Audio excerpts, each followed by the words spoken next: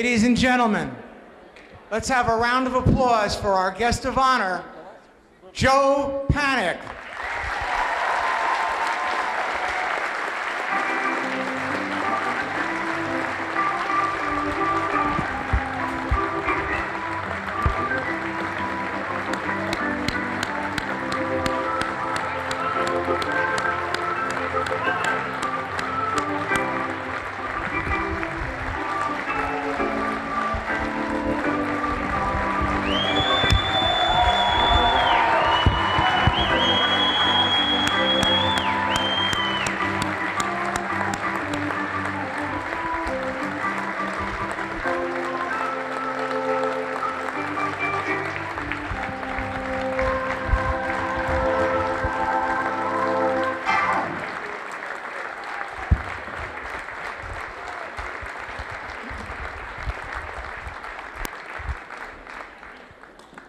Good evening and welcome to John Jay High School in Hopewell Junction, New York, home of Joe Panik.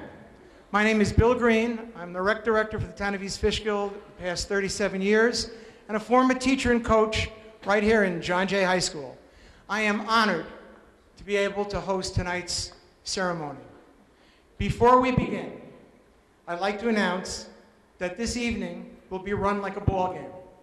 Our speakers will be batters. They're also baseball fans.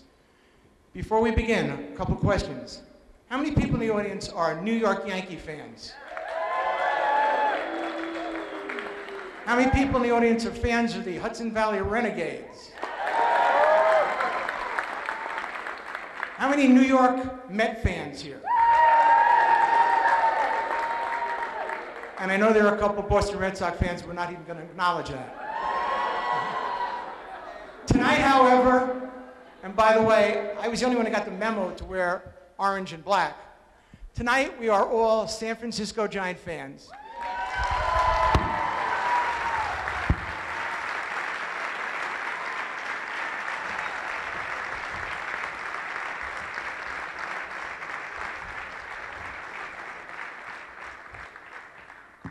And everybody at the podium is going to be wearing a San Francisco hat.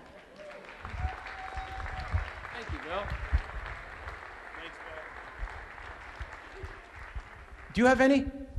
Thank you.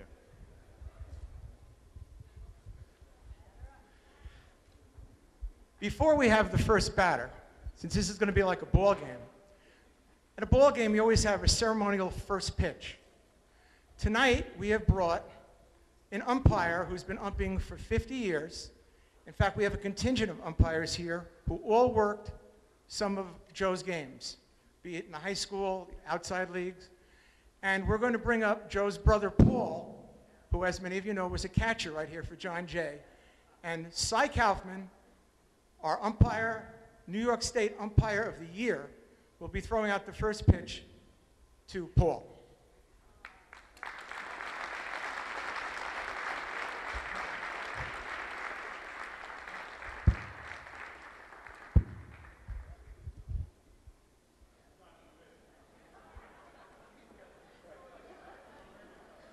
Be careful.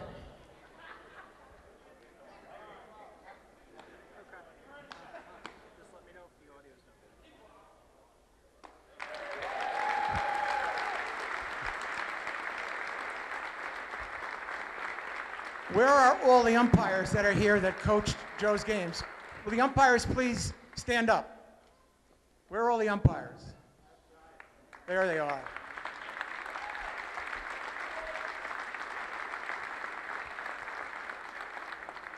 How many of you said that pitch was a strike? That's what we thought. Joe, they still blow calls.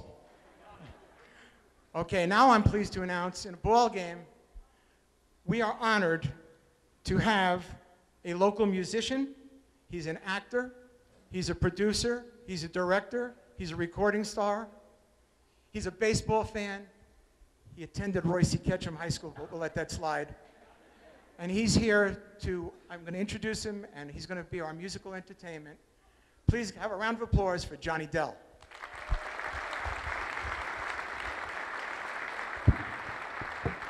Ladies and gentlemen,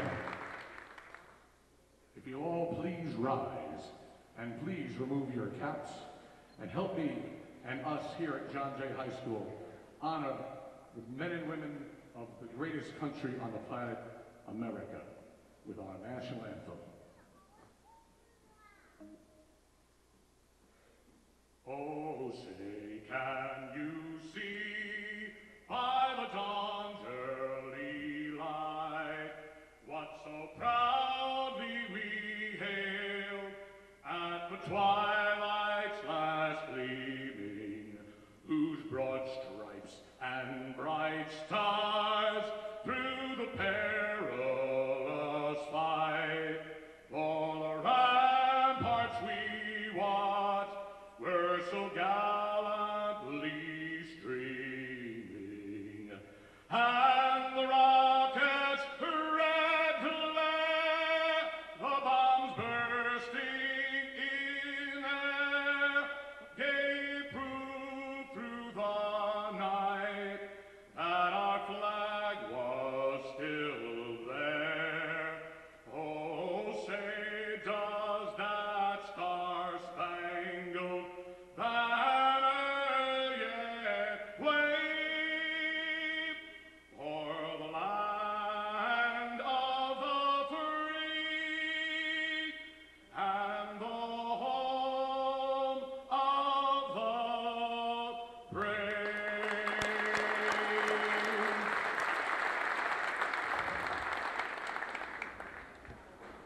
As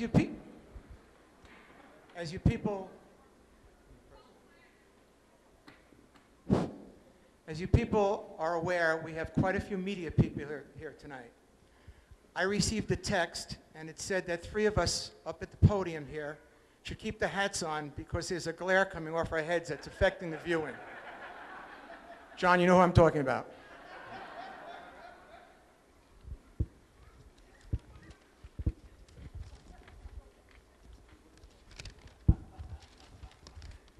Tonight, we are here to honor and pay tribute to a local young man who energized and excited the entire county with his heroics the past 6 months.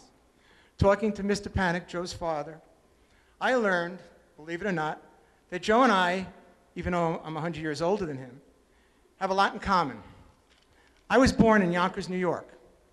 Joe was born in Yonkers, New York. I spent numerous summers in Shrub Oak, Lake Mohegan, playing ball.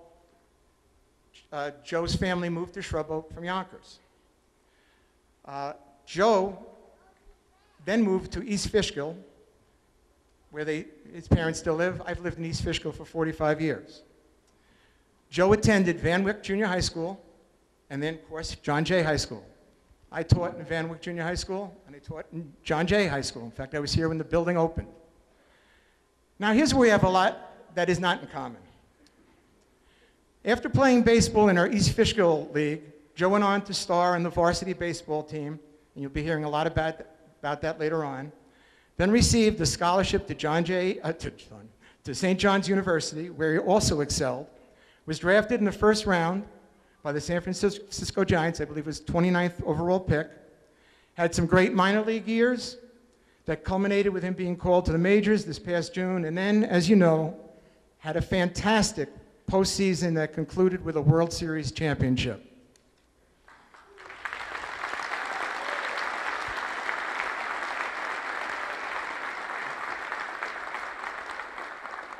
Unlike Joe, my ball-playing days ended in the 1990s on Coach Tommy Knickerbocker's John Jay High School faculty softball team. A team which never won any titles, but we once did defeat a 7th grade all-star girls team from Van Wyck Junior High School.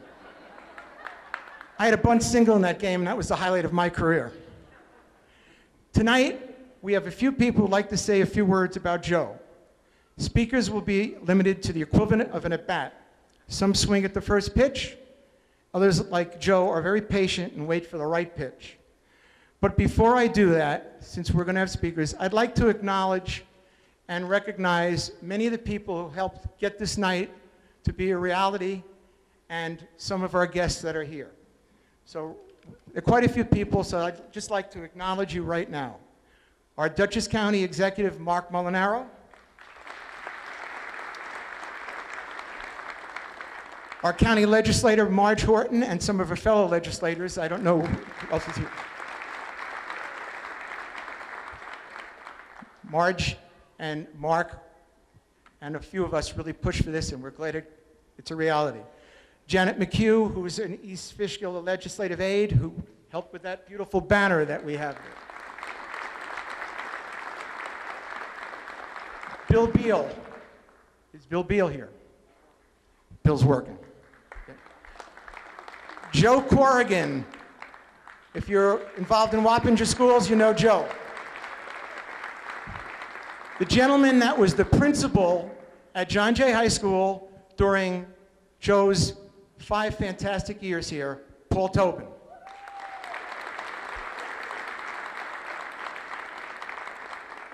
The supervisor from the town of East Fishkill, John Hickman. John Hickman's secretary, Gina Grippo, it's her birthday, could not make it today, but I'd like to acknowledge all the work she did. She put these flyers together. She and I answered some very interesting phone calls over the last 3 or 4 weeks, and I appreciate all that she has done. From Town Hall, Laura Ferrara, Tina Smalley, and Jim Tomaszewski. Please stand up. You people were very, very helpful. The East Fishkill Recreation Advisory Board. We have 3 or 4 members here, I believe. Please stand up.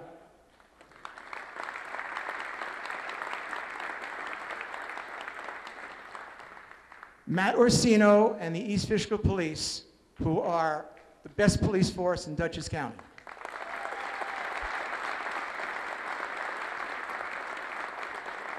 I'd like to acknowledge Dan Scavino, who through emails, texts, and everything else, made sure that this night was going to become a reality. Dan.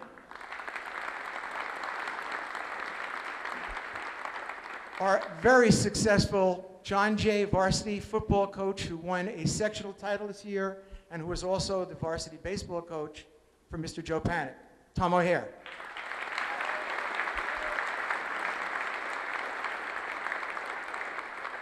The gentleman next to him, who we'll be hearing from later, Rob Sipe. Robbie Sipe is an outstanding soccer coach here in John Jay, a tennis coach. He has been the bowling coach, and he too played a great role in getting this night to be a reality.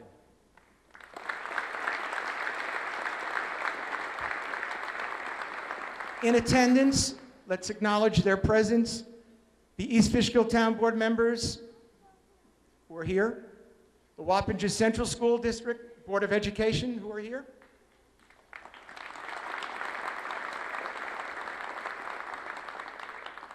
Sheriff Butch Anderson couldn't make it, but Under Sheriff Kirk Imperati is here.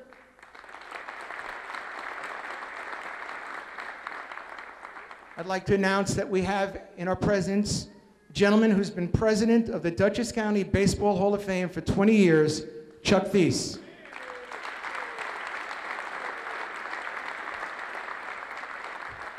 I'd like to also acknowledge the vast group of media people, Charlie Carnaccio, Mike Miner, Sean McMahon. All of you people have done an excellent job getting this out so the public who couldn't make it here can see today's festivities. And finally, I'd like a round of applause for 4 very important people. Mr. and Mrs. Paul and Natalie Panik, Joe's parents.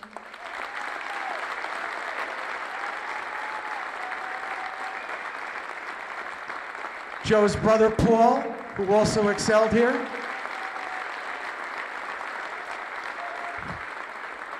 A young lady who played basketball on this floor, and I believe I ref some of her games. Don't hold that against me. Brittany Pinto. And Joe's grandmother is also here.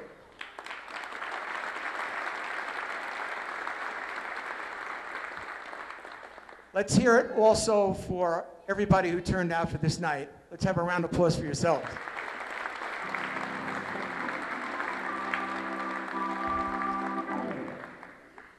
Our first batter, coming to the home plate, or to the mic, is the principal of John Jay High School, now Dr. Dwight Bonk.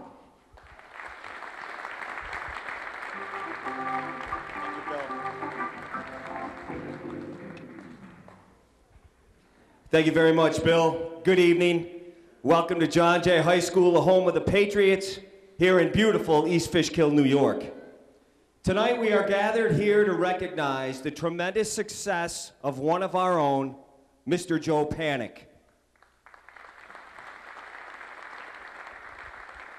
Joe is a 2008 graduate of John Jay, and during his time here, Joe was held in the highest regard by faculty, staff, and his fellow students. This evening, you will hear from Coach O'Hare and Coach Sipe about the outstanding athletic accomplishments of Joe Panik, which are well chronicled. John Jay High School, St. John's University, minor league baseball, and an instrumental member of the 2014 World Series champion, San Francisco Giants.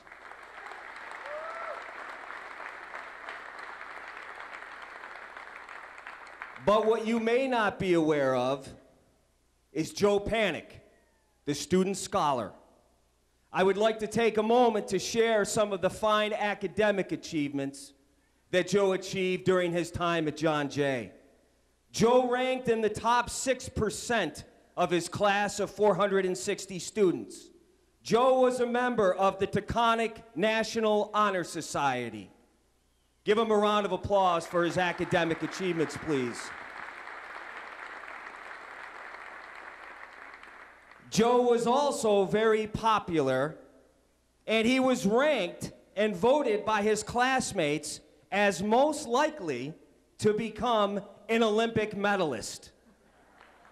Well, Joe, World Series champion is doggone good. Clearly, Joe had all the makings of a champion at a very young age. So as you can see, in addition to achieving great success as an athlete, Joe has achieved great success as a student and a person. Joe, you have truly had a positive impact on the over 2,100 students here at John Jay High School, as well as the nearly 12,000 students in the Wappinger Central School District. During the fall, the team of choice at John Jay quickly became the San Francisco Giants, and San Francisco Giant shirts and hats became very prevalent throughout the school building. Joe, I'm sure you're aware of this, but you are a role model for all of our students, having demonstrated that by working diligently, remaining focused, never giving up despite the obstacles that one may face, and striving to be the best, that greatness and success can be achieved.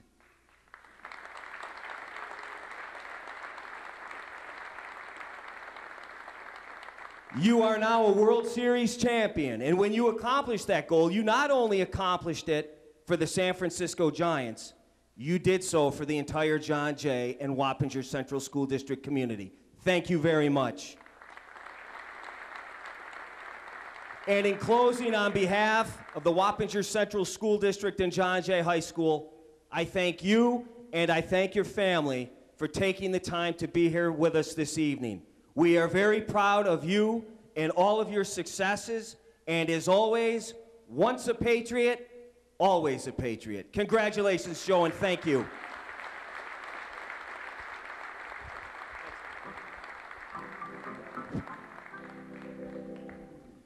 Before we get to our next speaker, is this on? Okay. I don't know about you, but I watched every game in October, every game when Joe was pulled up, and as I watched all the San Francisco Giant games, I kept on saying, wow, they have a lot of players whose last name begins with the letter P. For example, Perez, Petit, I think you pronounce it like that, Peavy, Pagan, Posey, Pence, and of course Panik. So I have a question for Joe. Now that you lost the panda, you think you can get Pujols? Good try. Our next speaker, batting second, is one of the many people who pushed for a night honoring Joe, our very busy County Executive, Mark Molinaro.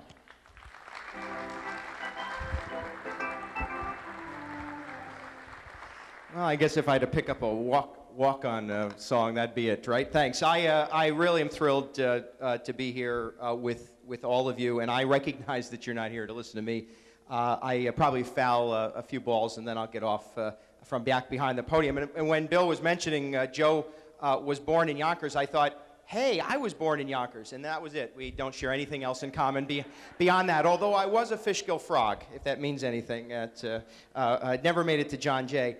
This is a thrilling opportunity, and I really, I don't know Joe personally, other than we just met a few moments ago, but I have heard countless stories about his modesty, about his humility, and I have to tell you, I too watched as many of the games as I could, and of course stayed up as late as we could to watch you win the World Series, and I have to tell you, in every way, you comported yourself in that manner. Modesty, humility, and quite frankly, are indeed a great role model for young people. What I want to tell you is, as we came in the room and folks started to get seated. You probably notice it, and I'm sure your family does as well. But there's a lot of energy here. A lot of it's almost electric. I remember in 1986 sitting on my dad's apartment floor watching the New York Mets win Game 6, I guess it was, and then ultimately the World Series. No one expected the New York Mets to win anything, let alone the World Series. But we played the Boston Red Sox, so the odds are we were going to win. But we were huddled on the floor watching every game. We weren't allowed to move. And I thought, gee, someday I'd love to meet Mookie Wilson. I'd love to meet Keith Hernandez. I'd love to meet Gary Carter. Those were the models that I had in baseball. Baseball spans generations and brings families together.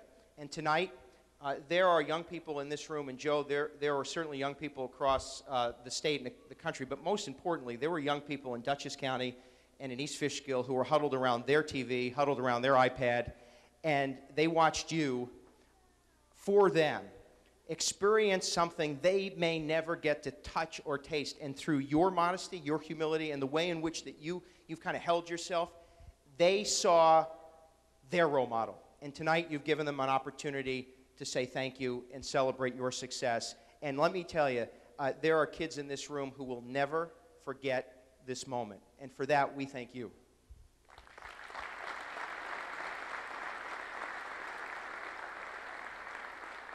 So my granddad was a New York Giants fan, and he followed the Giants to San Francisco.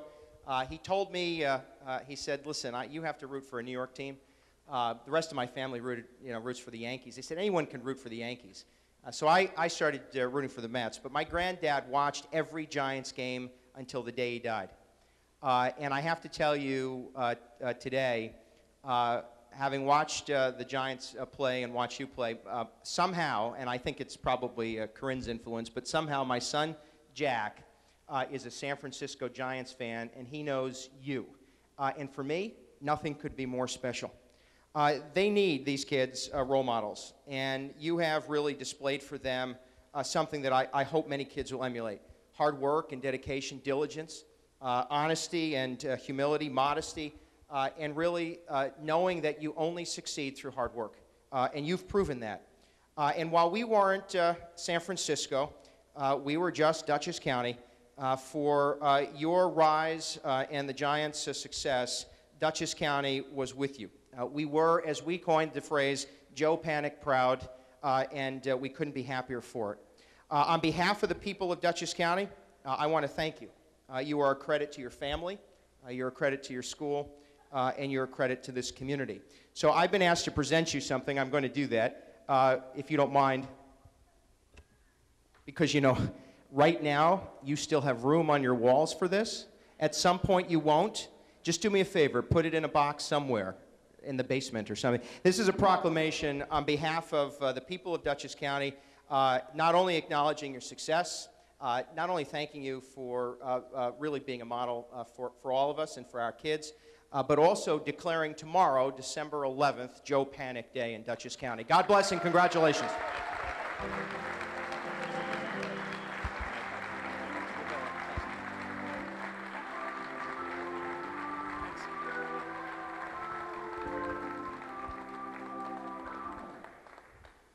Before we get our next speaker, I have to tell you, we received, I'm sure in the school, but in town hall, numerous phone calls with questions about how do we get to this event.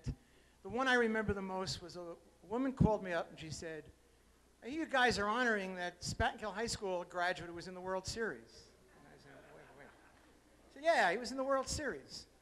And I said, "Oh, you must mean that kid named Khan, about 5 or 6 years ago. That was the World Series of poker. We're talking baseball." And then I told her, in my best Tom Hanks voice, "There's no bluffing in baseball." You poker players know what I'm talking about. Our next speaker is a man who coaches soccer year-round. He coaches tennis. He was the bowling coach. He's a math teacher, and I know for a fact he was one of Joe's favorite teachers. A round of applause for Robbie Sipe.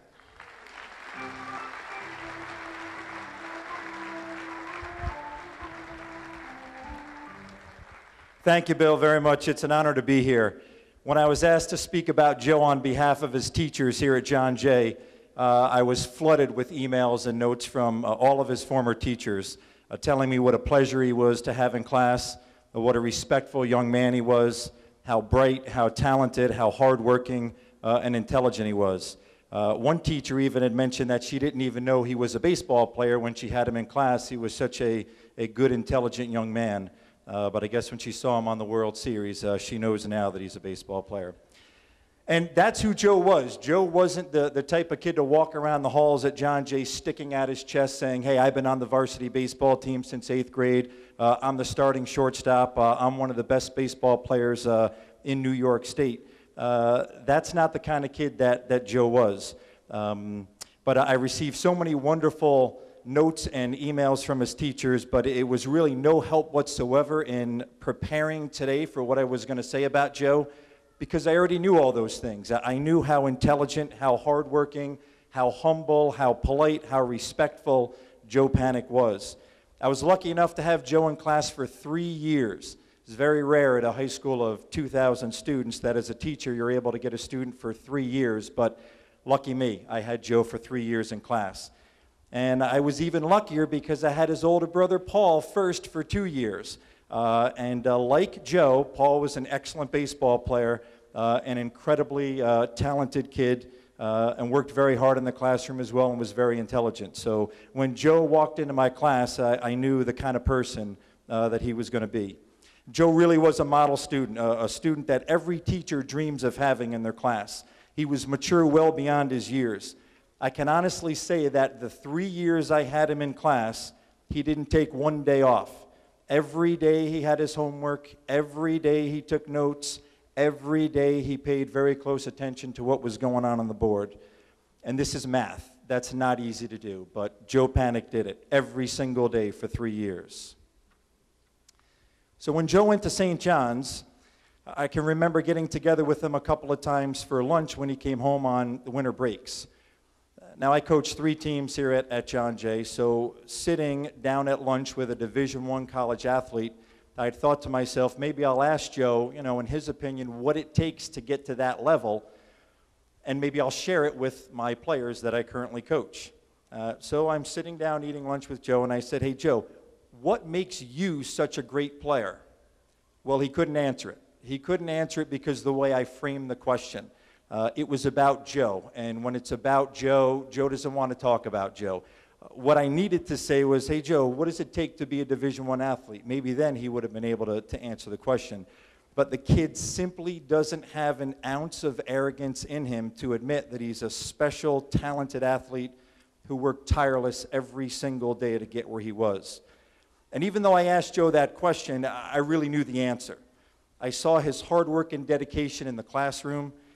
I saw coaching soccer in the fall, Joe walk past me up to the baseball field to get off-season workouts in up on the baseball field. As I'm eating lunch with Joe, I saw him eating grilled chicken and drinking water as I was eating burger and drinking a shake. But I saw firsthand this kid's commitment that he had in the classroom, and he applied that commitment to excellence in every aspect of its life. So it really never surprised me that Joe made it to the majors. He just didn't have unbelievable talent. He possessed the commitment and determination to be successful no matter what he was doing or where he was. But I'll tell you what did surprise me. This summer in late August, or early August, excuse me, when the Giants came to Citi Field to play the Mets, thanks to a very good friend of mine, Dan Scavino, I was able to get tickets to a game where the Giants were playing the Mets, and I was also able to get field passes. So I was on the field watching the Giants warm up, and I'm watching Joe take in field practice.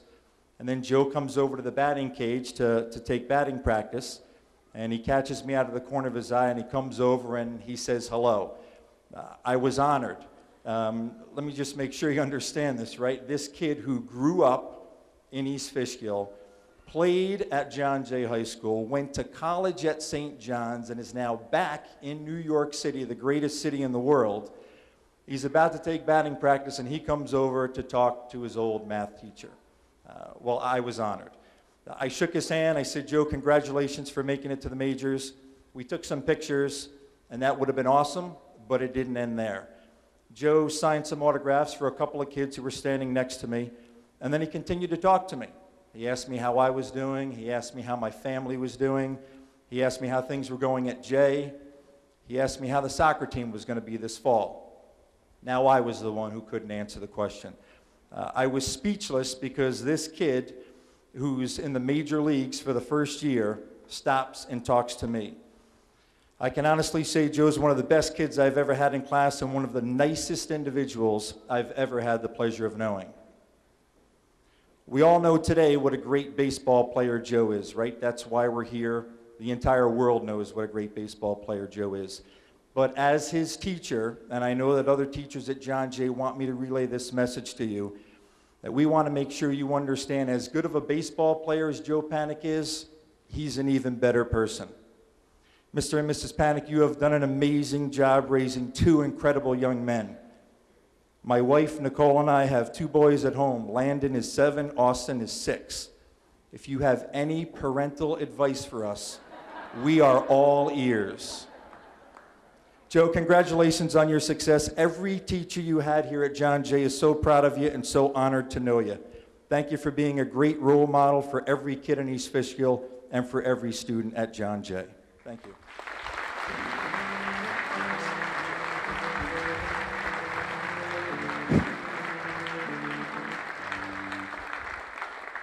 I knew when I read the list of people here I was going to miss. I probably missed 3 or 4, but also in attendance is State Assemblyman Kieran Lawler. Wherever you are. And also, it's not on your program, but there is another presentation for Joe. Under Sheriff Kirk Imperati would like to come up and make a presentation to Joe.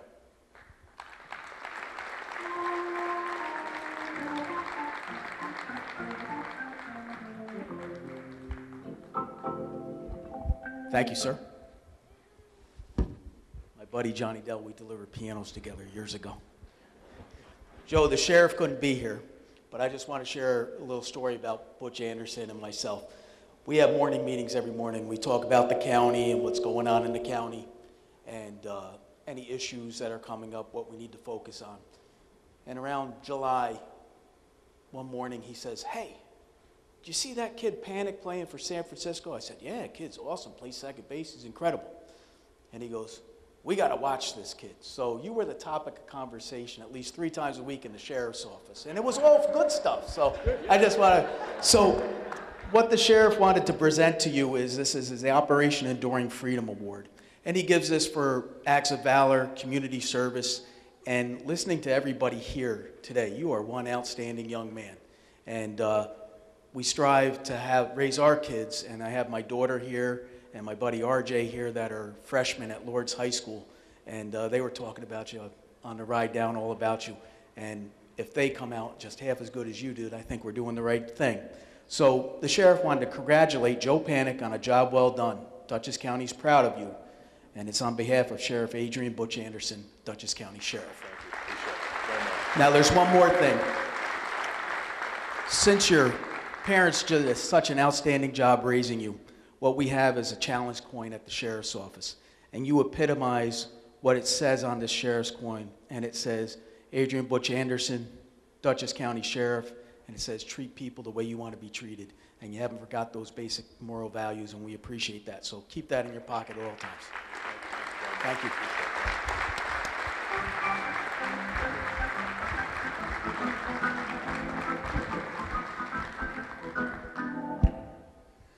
I want to mention something, and it's going to be mentioned over and over, and we're going to see it in Rob Sipes' film in a few minutes. The play Joe made in Game 7 of the World Series rates with the greatest defensive plays ever in World Series history.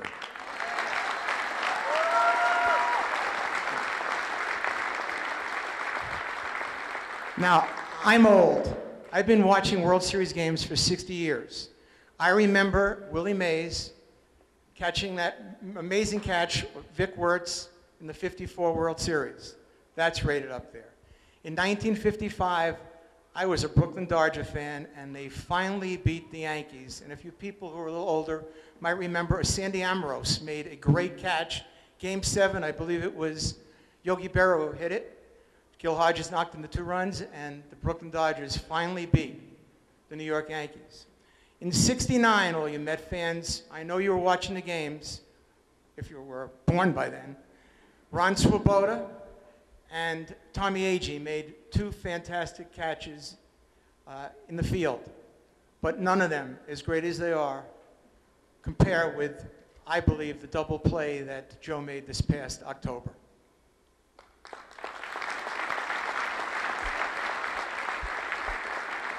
Now, Joe, at one time in this school, I taught a course called sports writing. And one of the things we had to do was write headlines. And the name Panik has made a lot of headlines. Panic attack, stay calm, don't panic. The Giants don't panic, and so on. That play we just talked about, I don't know if everybody knows, but you had a uniform malfunction, is that correct? I was, as a sports writer, thinking, just imagine if this happened. Instead of Joe making that great play, we have Joe misses the ball, and the headlines will be, Panik misses ball, throws belt to belt. The first baseman's name was Belt for you Giant fans.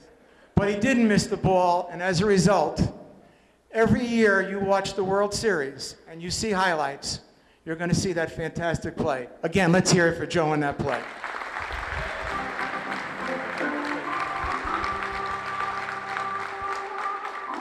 Our next speaker, I better be careful because he's my boss, and he better keep his hat on because we don't want reflections into those cameras.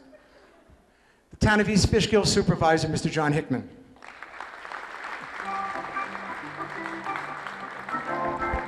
Thank you, Bill. And thanks for the hat. My head was getting cold when I sat down, so thank you very much for the hat. Actually, excuse me, let me get my glasses on.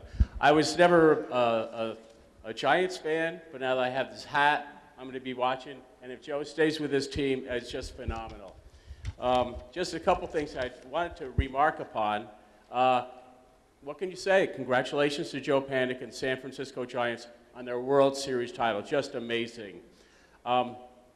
This is Joe Panik's first season in the majors, and I could only sum it up with one word: wow.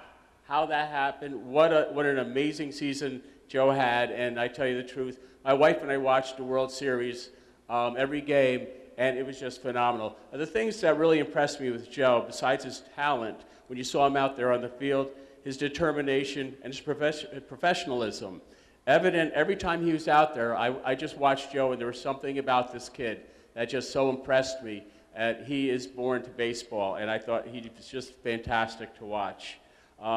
Tonight I'm here to tell you that the residents of the town of East Fishkill, as everybody in Dutchess County, we're incredibly proud of Joe Panik's accomplishments. And to think that over the years, he has played on our fields, played in our leagues, went to John Jay, and went on to win a World Series is just phenomenal.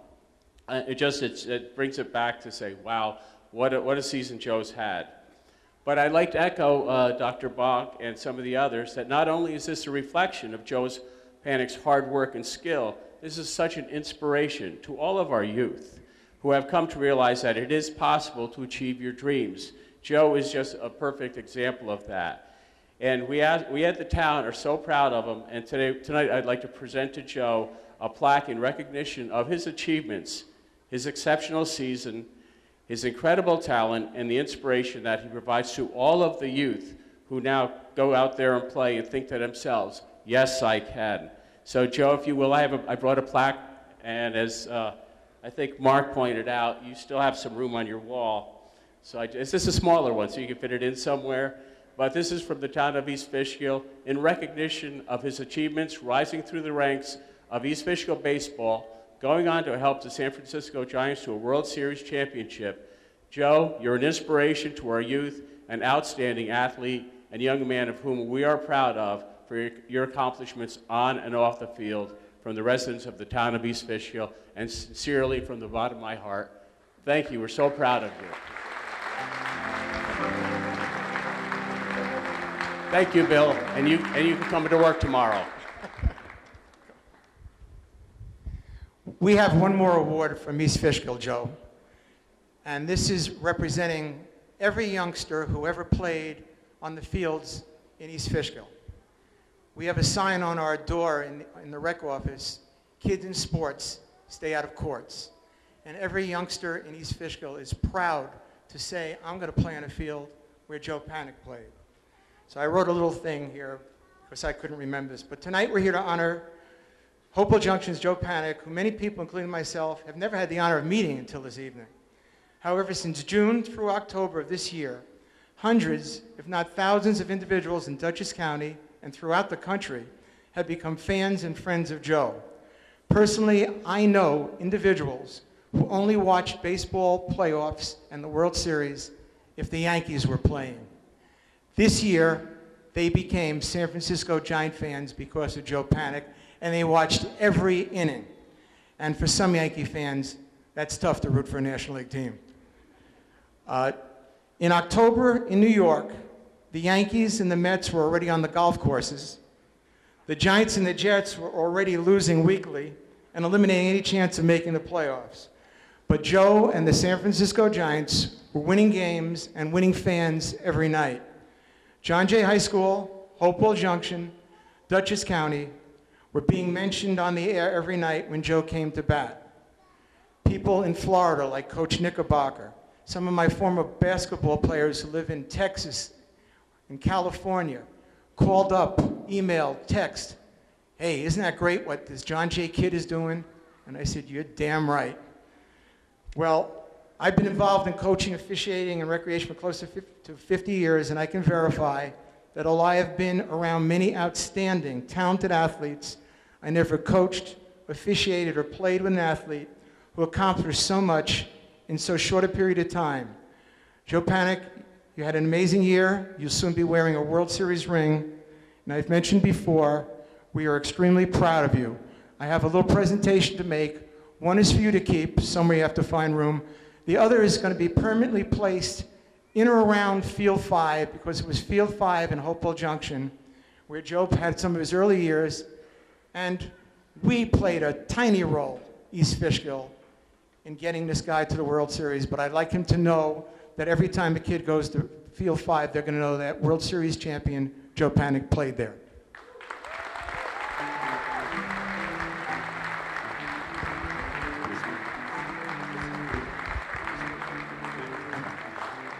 This says, field number 5, Hopewell Rec. It was on this field where Joe Panik, San Francisco Giants, 2014 World Series champion, played his early years in baseball. May other youngsters follow in his footsteps. December 2014.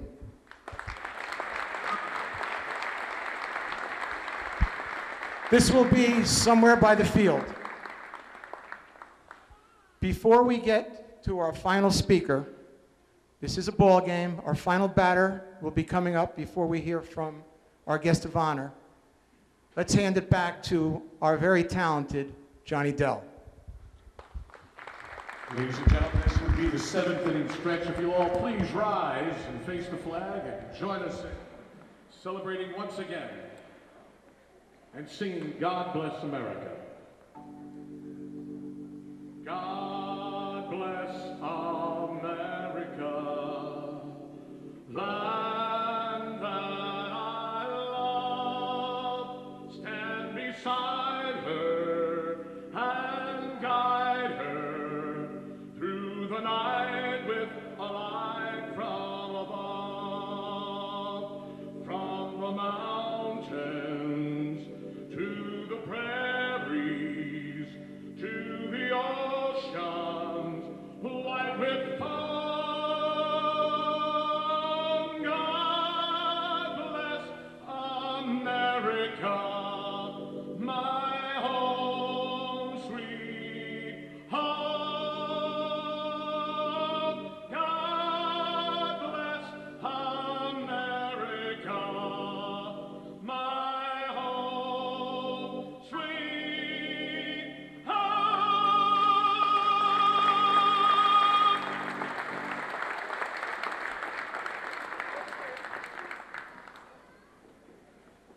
Let's hear it for the talented Johnny Dell.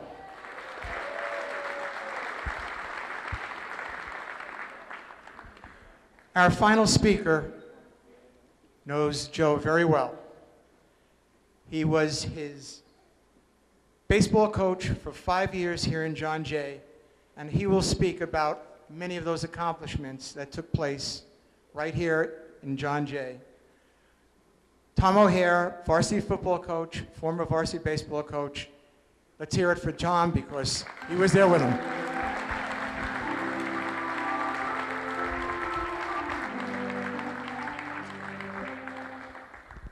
Thank you, everyone. I'm honored to be here standing, representing those that have coached Joe, or as one former coach that I spoke to referred to it as, those of us lucky enough to have had Joe play for us. As Joe seldom needed very much coaching or work, it was really more like nitpicking every small detail, as I'm sure you can imagine a player his ability.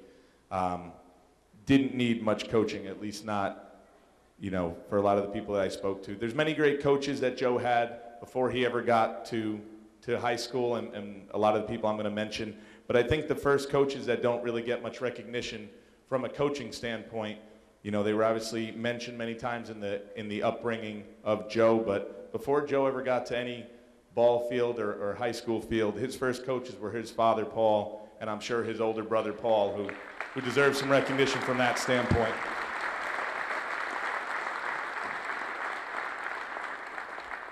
Along with Joe's tremendous accomplishments here at John Jay High School as a player, he was involved with baseball year-round, and I'd be remiss if I didn't mention some of those terrific coaches that were part of Joe's success. Joe was a huge part of the Taconic Rangers program, led by Mr. Bob Fletcher, who was a huge part of Joe's baseball development and helping him receive a college scholarship. Joe was talented enough as well to play for the New York State Empire State team, coached by Steve Greller and Eric Frink, who I believe are both in attendance, who also played huge roles in his development.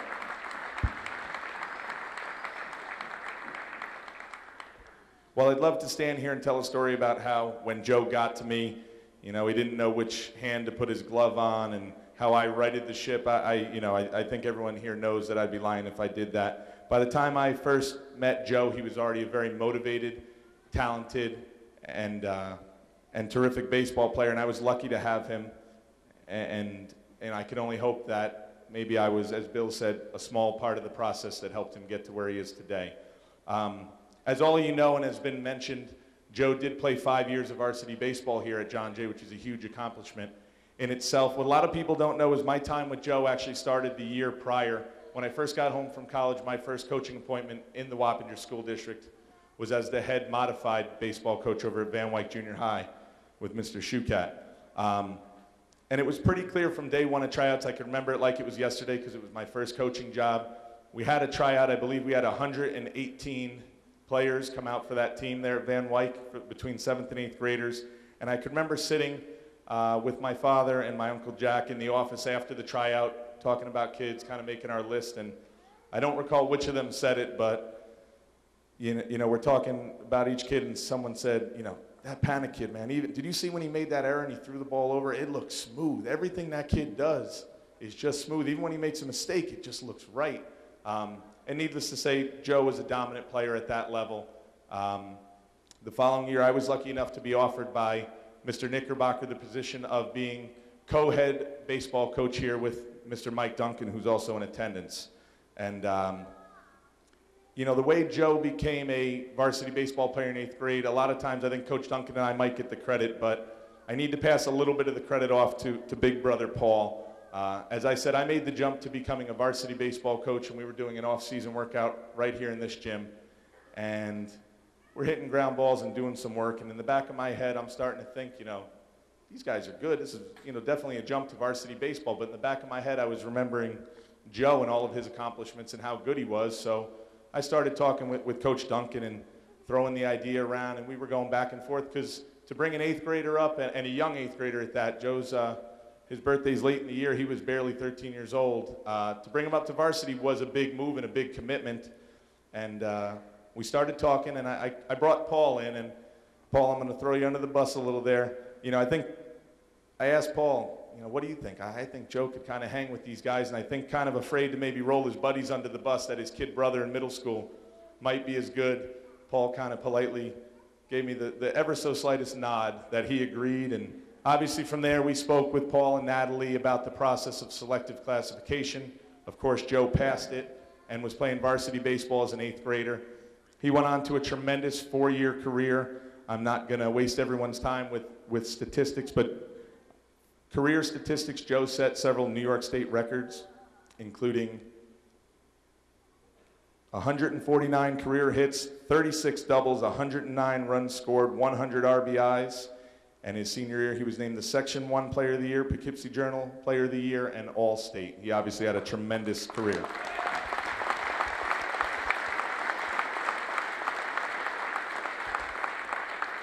What was fun for me was to roll off the bus each game and see the opposing coach's face when they realized that this kid is still here. He did not graduate.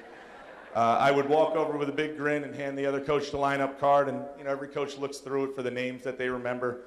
And I'd wait till they got to the 2 or 3 spot in the lineup, and they'd often comment exactly what I just referred to. Didn't this kid graduate? You know, has he got a brother? And obviously Paul was a tremendous player for us too, but after 5 years, I think there were many coaches that respected and loved Joe, but were very happy when they figured out that it was the last time they were going to see him on the field and not have to go against him. Joe had an extraordinary way of taking hits away from opposing players. I don't mean making the routine plays. I'm talking about plays like that were mentioned earlier, diving plays up the middle, diving plays in the 6 hole, throwing across. Our then athletic coordinator, Darryl Sullivan, coined a terrific phrase, which I'll always remember. Coach Sullivan would always be in our dugout, and there you'd see a kid on the other team hit the ball. It looked like it was going to be a base hit up the middle, and I'd hear him say, "Yeah, good luck, pal." And, you know, sure enough, Joe would dive up the middle, grab the ball, pop up to his feet, throw, and get the kid out by a step. And I'd be lying if I said it on Game 7 of the World Series when Joe made that terrific double play, there weren't a few of us that remembered that phrase and said, "Yeah, good luck, pal. You thought you had a hit, but you didn't." From there, Joe went on, obviously, to a tremendous college career at St. John's, as many people have spoken about. I did my best to get out to a game or two. Joe always did a terrific job of coming over afterwards, and it speaks to the kind of person he is. He made you feel important. Never too busy to sign an autograph, take a picture. A lot of times I dragged my family out with me, my sister Jen and her son Vincent, who's a big baseball fan, and Joe was never too busy to take time.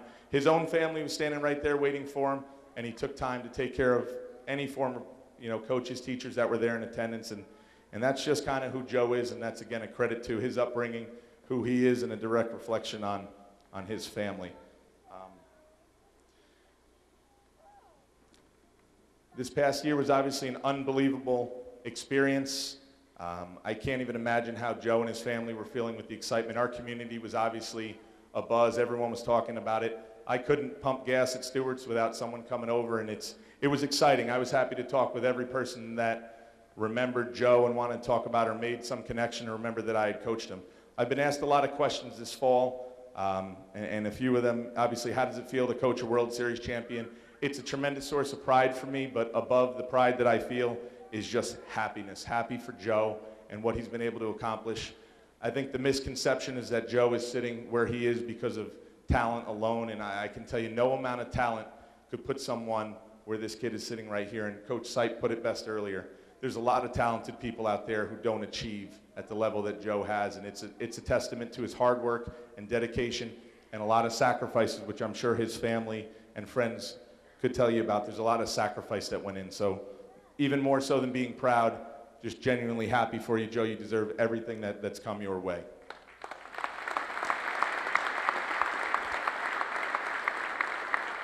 The next question I've been asked a lot is, are you at all surprised with that, with his play, that double play? And without hesitation, absolutely not surprised one bit. Joe's been making those plays since I've known him. He's just been doing it on a smaller stage.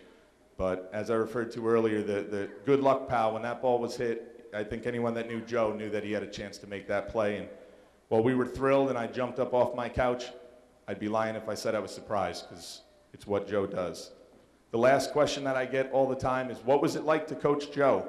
And that's a one-word answer: easy. He was the easiest kid in the world to coach. He was a coach's dream. He worked relentlessly to better himself. He never settled for where he was. He set short-term goals, and his focus every day was to get better and whatever he could do for his team. He was, besides a tremendous player, he was a tremendous teammate, a tremendous leader, served as a team captain for us, and just a coach's dream. To have a player with that kind of talent and drive and modesty is just unbelievable. More than any awards that have been given out, and Joe's been the recipient of a lot of awards, the thing that makes me most proud is the way that Joe carries himself at all times. He has nerves of steel. He's the epitome of class, all while being the fiercest of competitors. That is what makes me most proud of Joe above any batting average or baseball records. Since Joe left John Jay in the spring of 2008, no baseball player in this program has worn the number 13. It was an unofficial thing that we decided as a staff, those of us involved in the program, we just kind of put those jerseys aside. Nothing official was done, but we kind of all knew, all of us that knew Joe, no one was going to wear that number. This year, with the help of our athletic director, Mr. Kurt Jesman, and many of our central office administration, and honestly, as Mr. Green alluded to, I'm no longer the baseball coach, so Coach John Giametta, who was here serving as the baseball coach before we unfortunately lost him to leaving our district for an administrative position, the move has been made to make what we've been doing unofficially official, and the Wappinger School District has agreed that in honor of Joe's accomplishments and who he is, no John Jay baseball player will ever wear the number 13 again.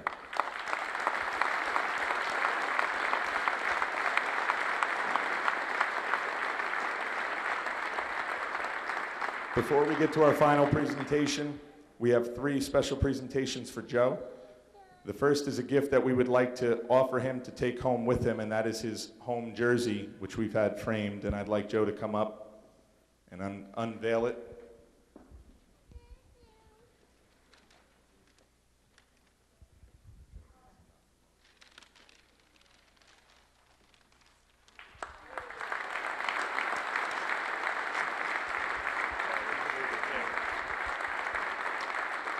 The picture on the left is courtesy of the Poughkeepsie Journal. Joe was obviously honored as the Player of the Year, and it says 2008 John Jay graduate Joe Panik, once a Patriot. To the right is a picture of Joe in the exact same pose, which is pretty cool. It says 2014 World Series champion Joe Panik, always a Patriot. Big hand for Joe.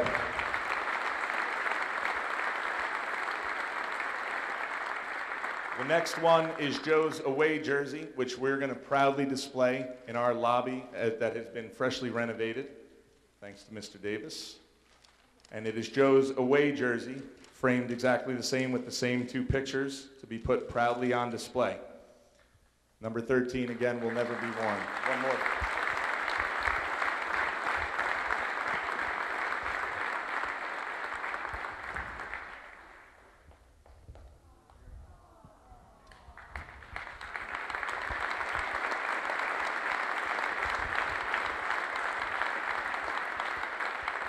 Through the efforts of the John Jay Baseball Booster Club and our now head coach, Eric Frink, they were gracious enough to help us in getting this and bring it over to the school. This is going to remain in the gym tonight, and then this spring it's going to be proudly displayed on the baseball field wherever the program chooses to display it. But it says, home of 2008 John Jay graduate Joe Panik, 2014 World Series champion, with his number on it.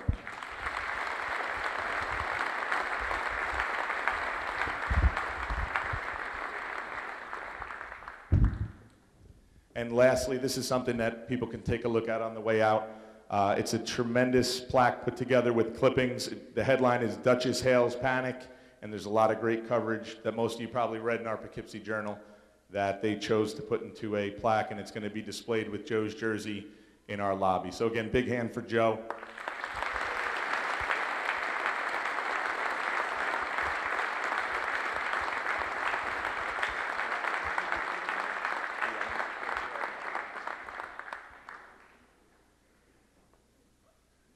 Okay.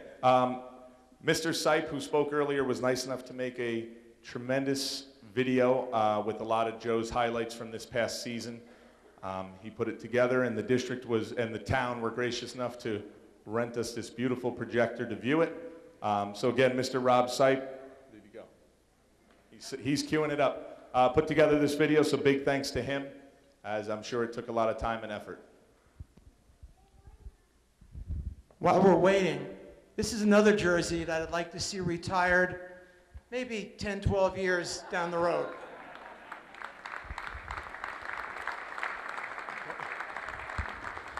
By the way, 13 is retired, 12 can go too. And Robbie did one super job. You're all going to enjoy the highlights of Joe Panik. Ready to roll.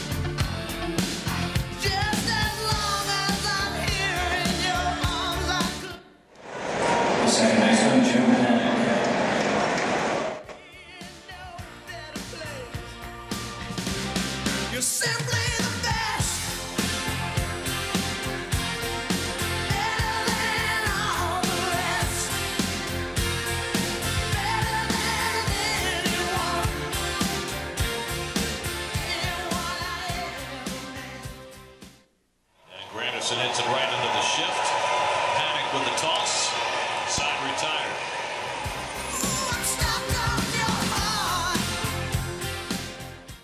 Here's Joe Panik. Local kid getting his second start in the series.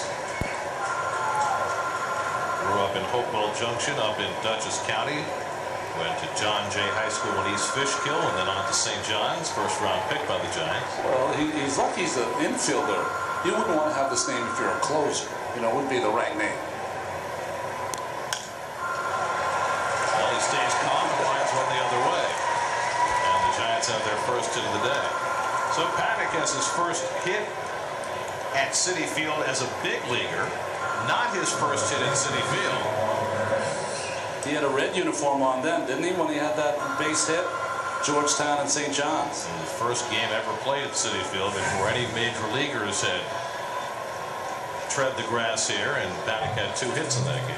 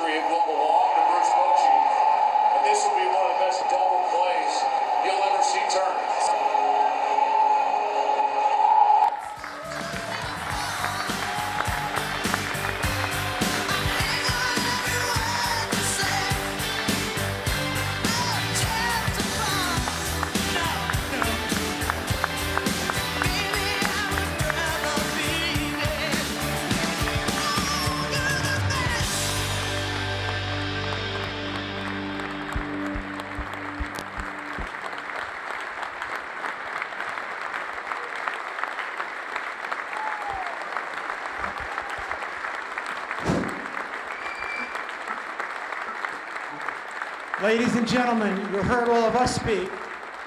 Now it's time to hear the man of the honor, the man who we just saw on film, and Robbie Sapp did a great job. Let's hear it for Joe Panik.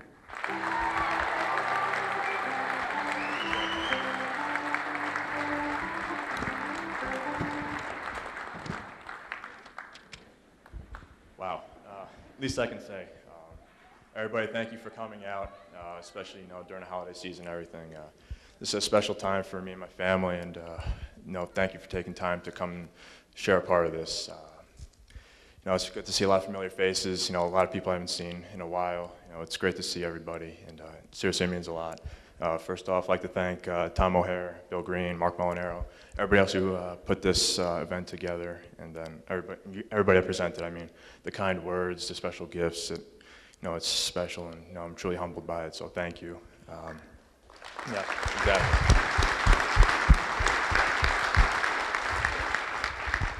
Yeah, well, I mean, this has been quite a whirlwind year.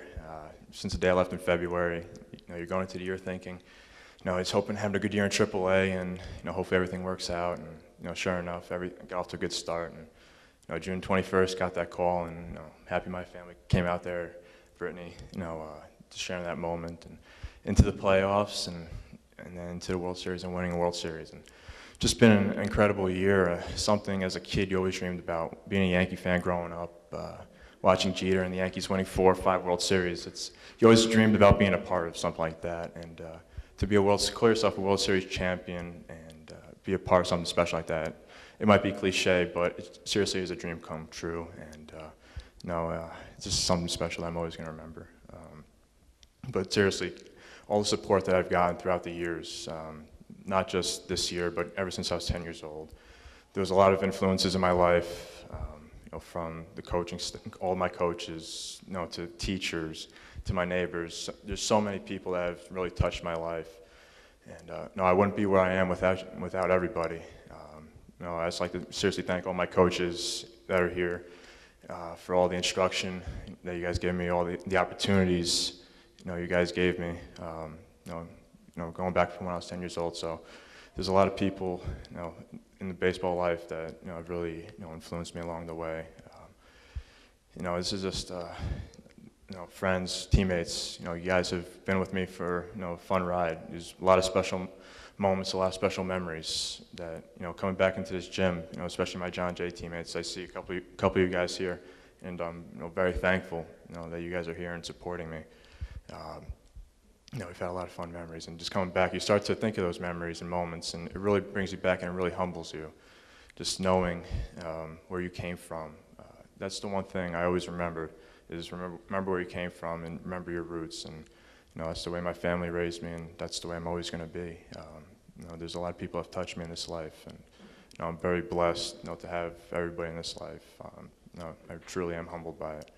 But honestly, mostly I like to thank my family, mom, dad, you guys there from the beginning, the countless hours practicing, dad coming home from work, taking me and Paulie to the park, mom going out to the field and shag.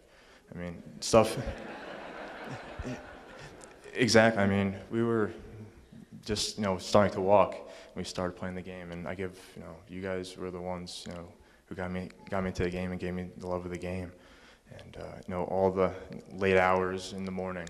I mean, you guys know, 10 o'clock 10 o'clock starts, 7 o'clock West Coast.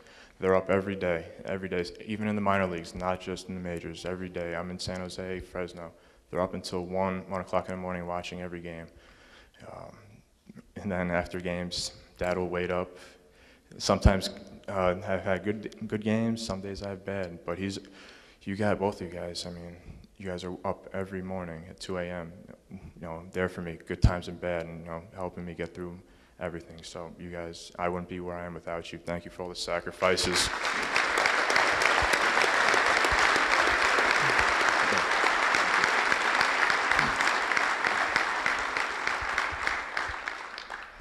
Just one last thing with you guys, all your sacrifices, you taught me, you raised me to be a man and not just a ball player, and I wouldn't be the person I am without you guys, so thank you. Now, Paulie. Yeah.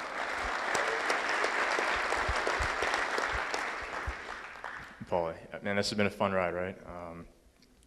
When I was younger, I always wanted to be like you. I don't know if you knew this or not, but you're always better than me when we were younger. You were my true inspiration. You're the one who pushed me. You were the one that always made me want to be a better ball player. And yeah.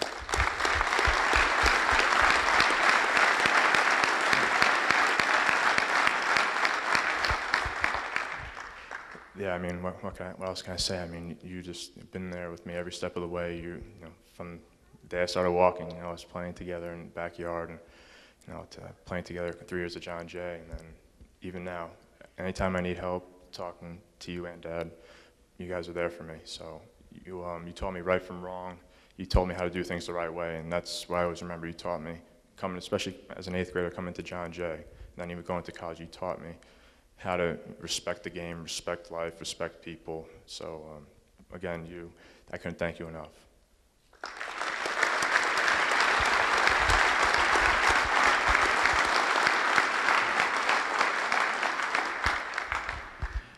And Brittany is 15 years old. Wow. But I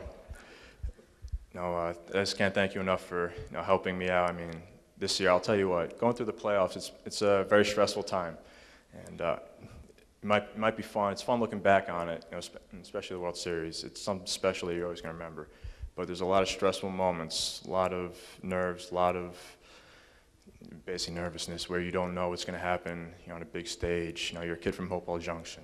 I mean, to be honest, we're a small town, but I mean, it's just something, as a kid you're just nervous being that type of moment. I mean, everybody is. You're on the national stage, worldwide stage, and you were my rock. Honestly, you were there with me every step of the way from September on, and out with me in San Francisco and through the playoffs, every road trip. You're the one who kept me calm, always put a smile on my face, and honestly, you're the one who got me through mentally. Yeah, you can shake your head. Oh yeah, I was a nervous wreck, but so basically, thank you for always being there, for me and helping with everything, just helping me, with family, helping them out, and getting to everything. You, like I said, you really helped me out a lot, and hopefully we'll have a lot more years like that. So, yeah.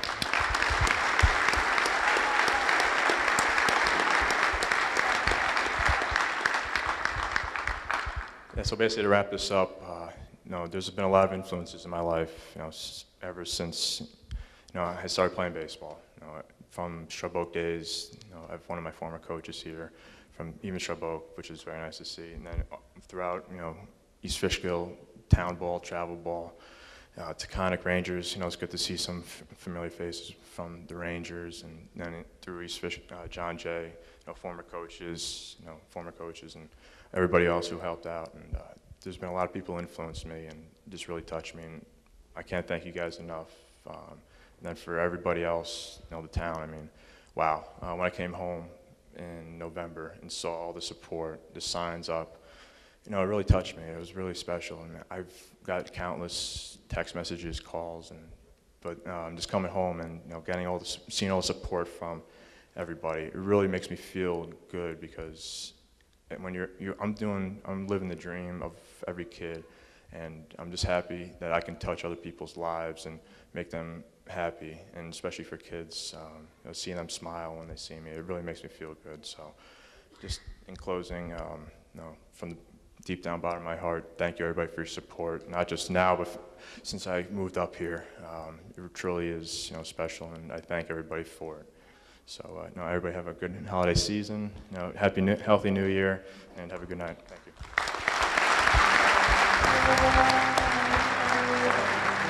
Great job. Thank you.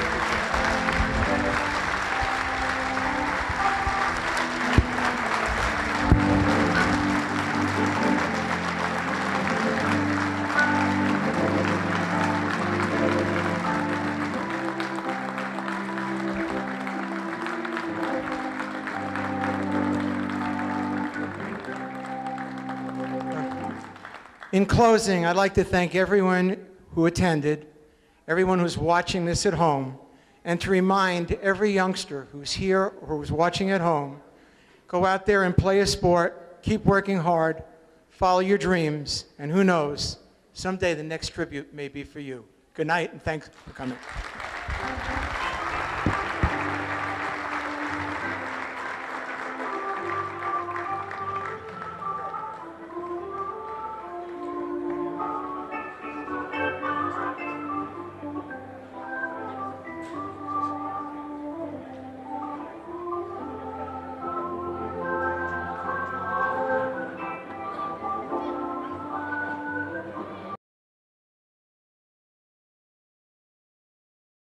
Well, guys, thank you for coming out, and just open it up to.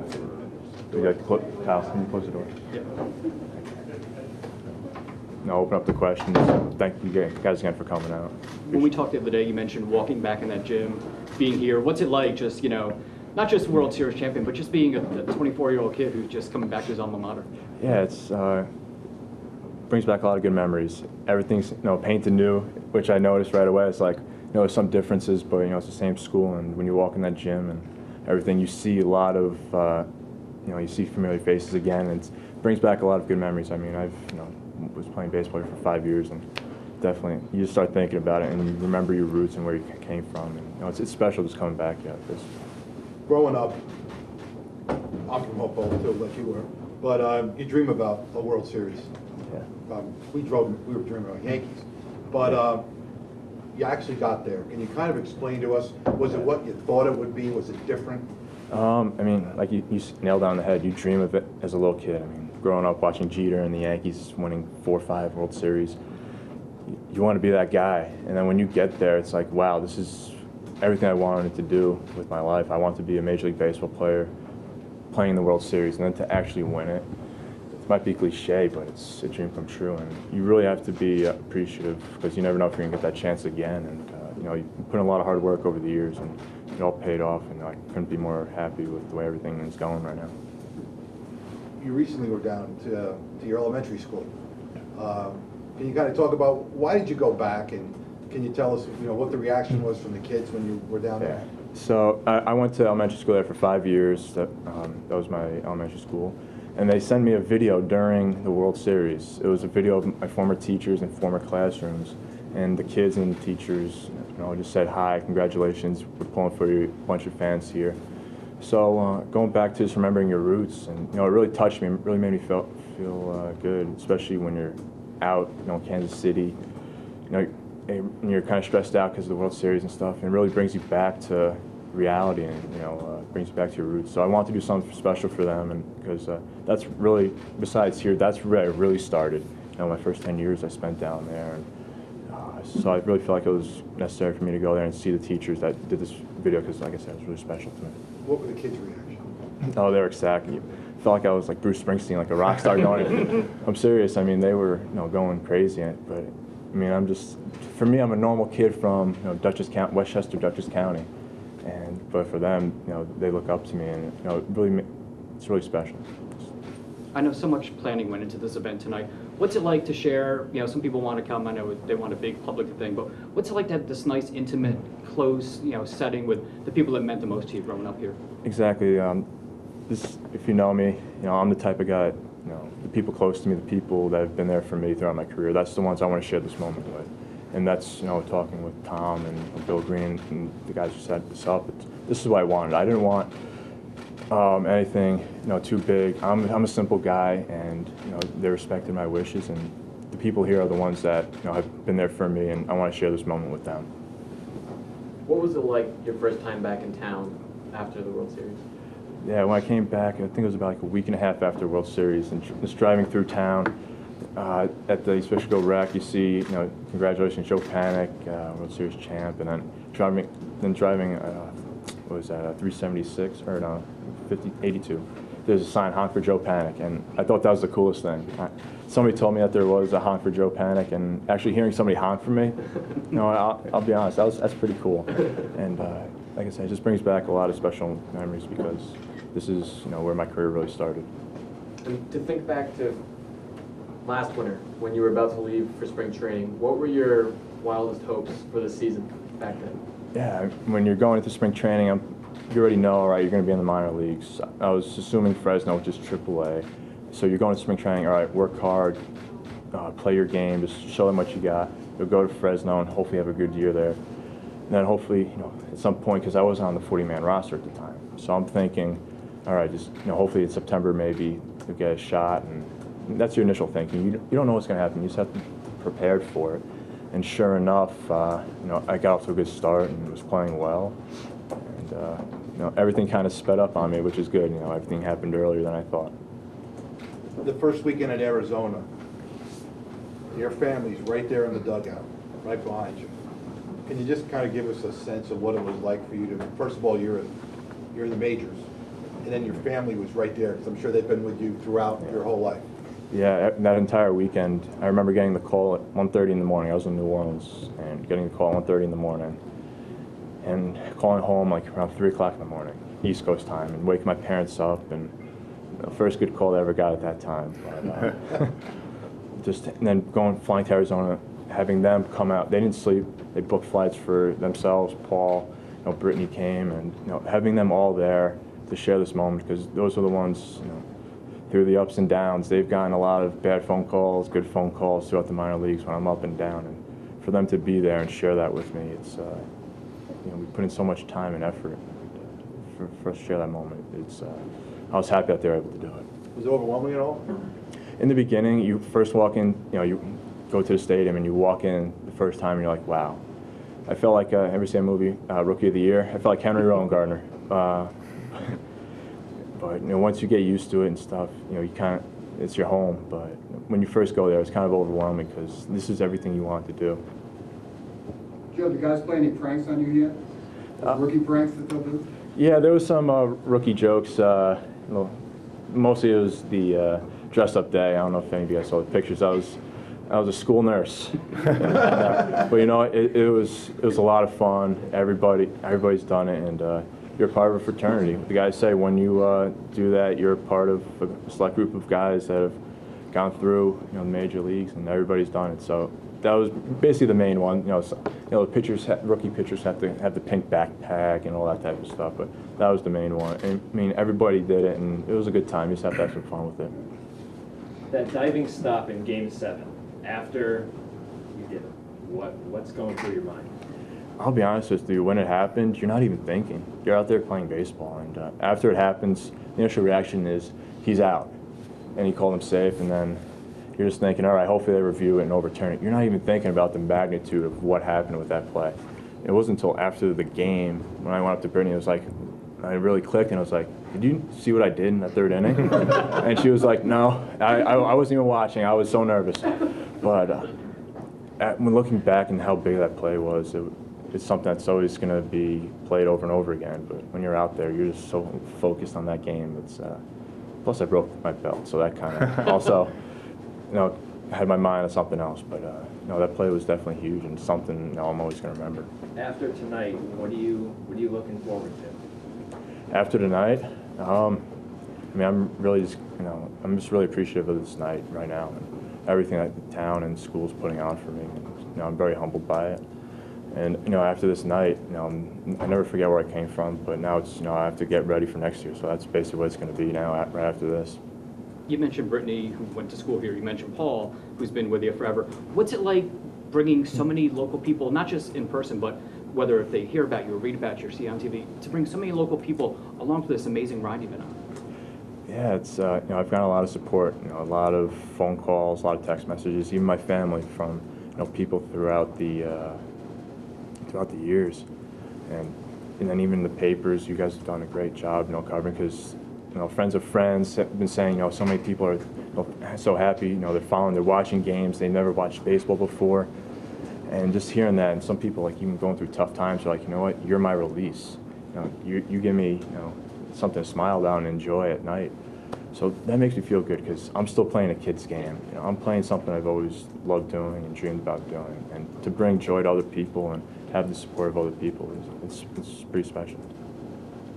You're a role model now, and what would you say, for a while, what would you say to the kids coming up? Say, it's like the old, if I can do it, you can do it kind of thing. Give us a little bit of your pep talk for the kids who are now playing Little League and Junior League and all of that stuff, and what's going to happen, what could happen with them. Coming from New York, people are going to doubt you just because you're not from a baseball state, baseball town.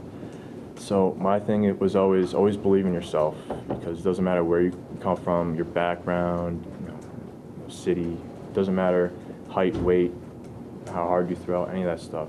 Just keep working hard and always believe in yourself, because people are always going to doubt you, and you just can't let that get to you. Just always keep dreaming, because if you keep working, keep dreaming, and believe in yourself and your abilities, it's going to come true.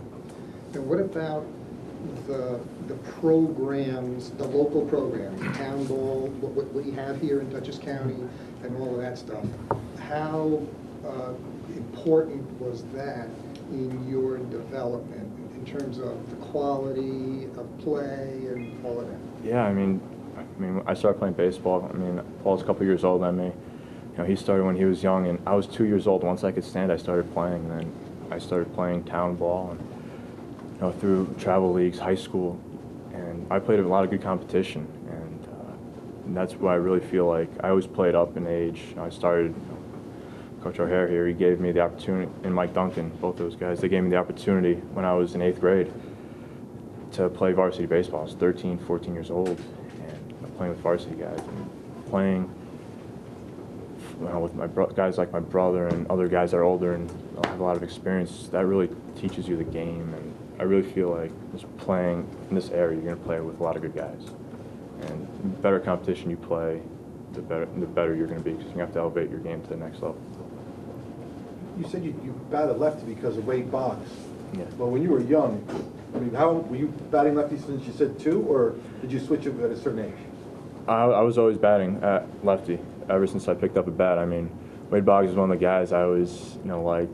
Paul O'Neill I liked before Jeter. Before Jeter came on to the big stage. But right when I picked up a bat, I wanted to imitate people. Whether it was catching fly balls, throwing, I always imitated people. Wade Boggs is one of the guys that, he was the first guy I really liked like that, and I don't. Yeah, but then you won the World Series with the Yankees. There you go. But, you would have loved in '96. But that was really the main reason why. Awesome, guys. Say about the time we allotted. If anyone else has one last question, yeah. Anyone that we didn't get to. Well, Tom, how about yourself? You knew you had a quality player back in Joe's high school days. Give us your reflections on what you've watched Joe experience since then, and how that reflects on your program here I don't know. As far as the program, Joe's been a great reflection on the school, our program in the county. Point he touched on several times that I think people need to be aware of is, although Joe's certainly a talented athlete, it was hard work and dedication. There's a lot of talented athletes that don't get to where Joe's been, and that's a credit to him and his family and his upbringing and the hard work and sacrifice that he made to get there. And I think the reflection is really back on him and his family and everything that it took to get him here. I'm just happy to have him here. I've been lucky enough to do a couple interviews by myself, and it doesn't compare to having Joe sitting right next to you. Just excited to have him here back at the school with everyone that was part of his upbringing. So tonight should be a great night, and we thank everyone for coming and being part of it. So. Just one last question, again, for people who couldn't make it here tonight. Do you have a message for your local fans, people who, either you met as a kid or who have followed you through this whole ride? Just thank you for all the support. It's been a fun ride, and all the support gets you through the good times and bad times, and I just appreciate all of it. It doesn't go unappreciated.